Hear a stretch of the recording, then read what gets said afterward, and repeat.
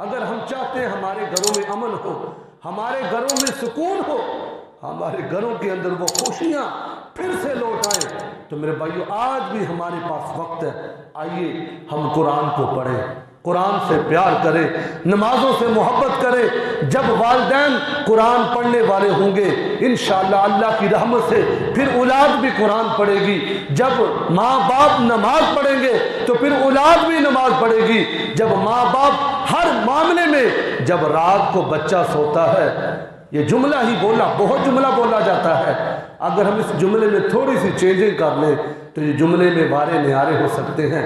रात को हर माँ कहती है बेटा जल्दी सो जा, सुबह स्कूल जाना है। ये जुमला हमें सुनने को मिलता है। और हर बाप भी बोलते हैं, माँ भी बोलते हैं, बेटा या बेटी बेटा जल्दी सो जा, सुबह स्कूल जाना है।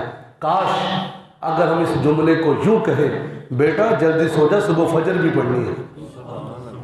जुमला ही है ना, अल्फाज असर रखते हैं।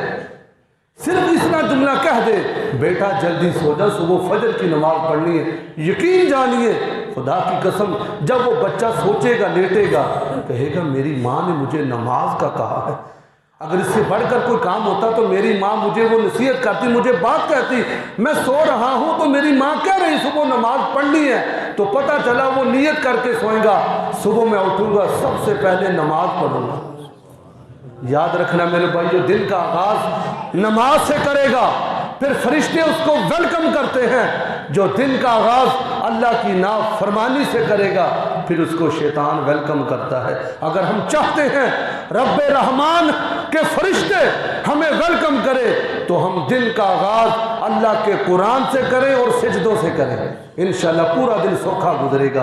अल्लाह करीम की बारगाह में इल्तिजा है, अल्लाह हम सबको कुरान और सुन्नत के मुताबिक जिंदगी गुजारने की तौफीक